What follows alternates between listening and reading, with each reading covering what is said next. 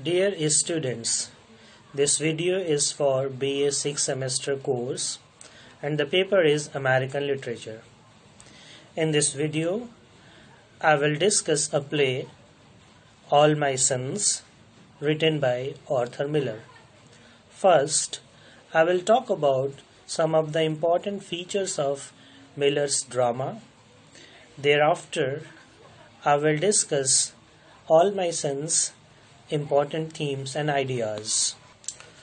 Arthur Miller, he is usually regarded as an intellectual dramatist. His plays express social, moral, and political ideas. When we read his plays, we find that social justice, political scenario, and moral uprightness are there.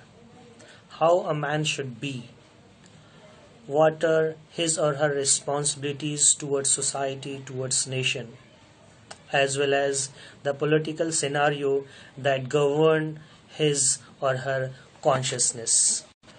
Arthur Miller is a strong critique of contemporary American society and its value. As we know that there is an American dream. Everybody is running after that dream, but sometimes they deviate. And what are the ramifications? Definitely, there are evasion of social responsibilities. In themes that frequently recur, Miller appears to be arguing strongly in favor of a positive relationship, the relationship between an individual and society, against injustice, against exploitation, competition, vested private interest. These are the important themes that recur in his plays, and more important is the relationship between the individual and society. As an individual, what are my limitations and what are my duties towards my family as well as towards society, towards nation. I should not forget my duty towards society. I should not only focus on my family as happened in his time, in Miller's time. Miller also exposes the human tendency to put oneself above all else. This is the basic nature. To put oneself above all else, we most of the time want our benefit. We most of the time flout some of the rules, laws, and regulations just for our progress. We should not do. Miller focuses on this tendency and he says that this tendency causes confusion and suffering. We will find in the play how Joe Keller, who is responsible for flouting his social responsibility, suffers in the play. The basic principles of the economic system in which his characters enact are most of the time blamed for the psychological distortions which they exhibit. Miller does not conceal his motives as a playwright, but on the contrary, pointedly defines them at crucial moments in his plays. A plausible defense of a false position by one of the characters is followed at some point by an attack on it.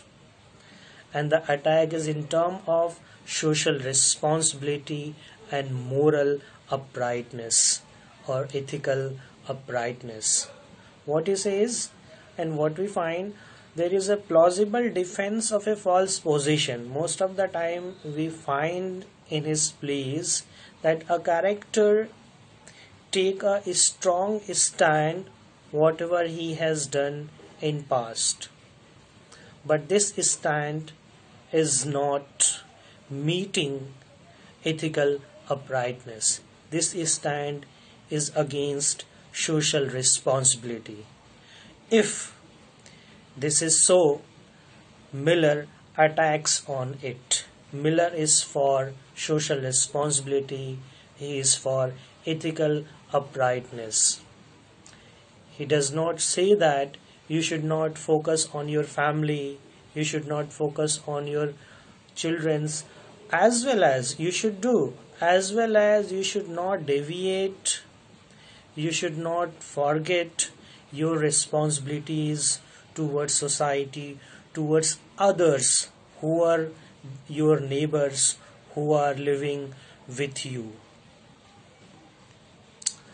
Every situation in a play by Miller develops till the issue it raises are unambiguously resolved. In his plays, the issues are unambiguously resolved. We observe that it is the proper ending, it is the proper justification. We are not left to figure out for ourselves the meaning and implication of the play. We know more or less precisely what the author has in mind. Whenever we read his plays, we observe that Miller's motive is quite clear. Since he also takes a definite stand which seems to have ideological affiliation to Marxism and socialism, he has an ideological stand that has a relation with Marxism and socialism. He is sometimes unfairly described as a propagandist, but Arthur Miller was never a card-holding member of the Communist Party, but he was a communist till at least 1950 and supported communist-inspired causes during one phase of his life. In his testimony before the House Committee on Un-American Activities, he declared that, what he says, he would not support any cause dominated by the communist, but neither would he create trouble for any of his former friends or associates by mentioning their names. Though he was not a card-holding member of Communist Party, but he has, or he is influenced by that ideology, Marxism and socialism. Miller has denied that he begins to write with preconceived ideas which he imposes upon his imaginative creations. He denies that there are preconceived ideas. He claims that he discovers what he wants to say in the process of saying it. In an interview, when he was asked, "So you really don't know how your play is going to end when you start it?" Miller replied, "I don't. I have a rough notion. For instance, if a play has a hero in it who will die, I know that. And I must know the core of irony involved, but little more in terms of the progression of the story, the shape, and so to speak, the tempo of the development is created within the play itself." So he says that I start writing play, and most of the time he resolved the story as the story progress. There is no preconceived notion or ideas about the progress of the play. What more about his writing is that, with one or two exceptions, Miller's writing are set in the middle of the 20th century and deal with some of its typical problems. 20th century America and typical problem. We find that Second World War, the ramification of Second World War, the impact of Second World War on human being, the common human being, the industrial progress, as well as American dream, the idea of American dream. So these are the typical problems, and more important, the recession period was also there. So his characters are the victim of these: industrial progress, working class, have and have nots. The material is generally derived from personal experiences. He derives his material from personal experiences. Miller's characters are never aristocratic. They may make money, but they remain culturally underprivileged. This is the important feature of his characters, that they may make money, but they remain culturally underprivileged. They are never aristocratic. Miller's is a democratic theatre where a wide range of human social types may be found. So he is a democratic artist, democratic dramatist. So in his plays, variations of characters are available. Wide range of human social types are there. Miller's people inhabit a kind of subculture that is banal. Their speech is colloquial and slangy and characteristically American. Miller's idea about tragedy. Miller believes that tragedy in the classic sense need not be restricted to persons of high birth. As we know that, as the theory of Aristotle, a tragic hero must be having a high birth, a tragic hero must belong to a higher strata. But for Miller, a hero is not restricted to person of high birth, but can happen to ordinary people. In an essay entitled Tragedy and the Common Man, written in 1949, he locates the source of tragic action in fanaticism, the total determination to risk everything in a conflict. His idea about tragic hero is quite different. His tragic hero is ordinary people, is a common man, he is not aristocratic people. So he is quite different. The hero's conception of himself may be wrong, but he must be willing to sacrifice himself to it. The hero's conception, definitely it is not meeting as Aristotle needs or Aristotle demands, but he must be willing to sacrifice himself to it, and this sacrifice is tragic. But the hero sacrifices, he is willing to sacrifice, and this sacrifice culminates in tragedy. It flows from an obsession which allows psychologically no way out. So this sacrifice, the feeling of sacrifice comes out from a psychological pressure, or from psychological pondering the position of a hero, how he feels, in which condition he is. So it flows from an obsession which allows psychologically no way out. Suicide is the only answer, and we find that suicide is the only answer for his tragic hero of that are the ordinary people. Another feature is that the form of Miller's plays is conventional realism. Miller, he builds his plays on a groundwork of fact and real life-like relationships. The narrative proceeds from cause to effect, from the past to the future. The realistic picture of life which Miller plays project includes moral judgment on that picture.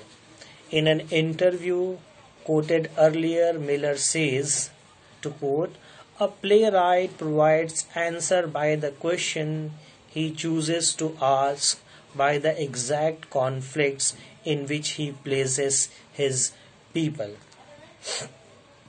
Miller finds realism as an adequate method to expose, to highlight the problems of contemporary Americans and its values. Characters resembling those we meet in real life involved in situations of the kind that are familiar in everyday existence and developing in accordance with well known psychological principles at a particular time in a particular place. In All My Sons, he did not go beyond this formula. He follows conventional realism. Tragic hero is quite different, as Aristotle says, but there is a sense of sacrifice and that turns into a tragedy. His characters are not aristocratic and he is an intellectual dramatist. Now, I will talk themes and ideas in the play All My Sons. The play's central event is a businessman's evasion of responsibility for a decision is in wartime which led to the loss of 21 lives. This is the basic theme, or we can say the basic story or basic idea of this play. The central event is the businessman's evasion of responsibility, his deviation from responsibility. And this evasion of responsibility for a decision is wartime, which led to the loss of 21 lives. Joe Keller, who has a contract for the manufacture of airplane cylinder heads, knows that he is guilty. His wife knows it. The neighbors know it. Even his son Chris suspects it, but he cannot face the fact that he does. In Act 3, Chris accuses himself of cowardice. He says, "It's true," Chris says, his son, though he suspects that his father is guilty, but he says, "It's true, I am yellow. I was made yellow in this house because I suspect my father and I did nothing about it." Arthur Miller's concern with large social issues is really the key to our understanding of the play. Miller's concern is large social issues. You should not concentrate only on family, but the large perspective. You should be far-sighted. The large social issues he focuses. In All My Sons, family relations are predominant. To Joe Keller's, nothing is bigger than the family. This is his, we can say that, his fault and his false notion. Nothing is bigger than the family. No, family is important, but society, nation is also important.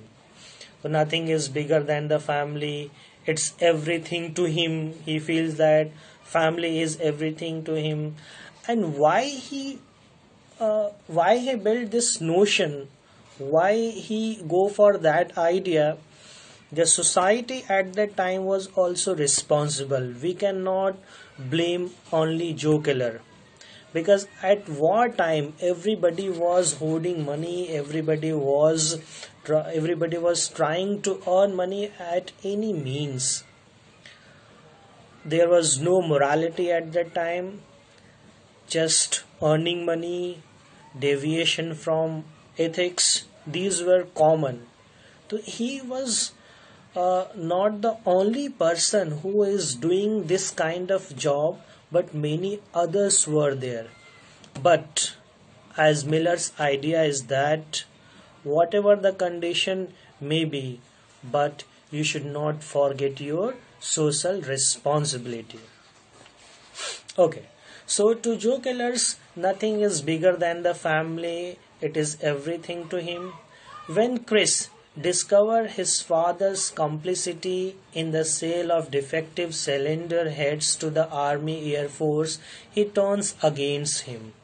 Rather than go on living, Joe Keller shoots himself. When his family member turns against him, this is a kind of psychological pressure. This is a kind of uh, self analyzing. He realizes his guilt that I had supplied cylinders, I was guilty for that, so I must take the responsibility. So he kills himself, he shoots himself. Keller's death is a parable of our times. Through it, Miller points to our inescapable social responsibilities. Through this story, Miller tries to point out the social responsibility. Any evasiveness or refusal is severely punished. Plays such as these are therefore especially relevant today.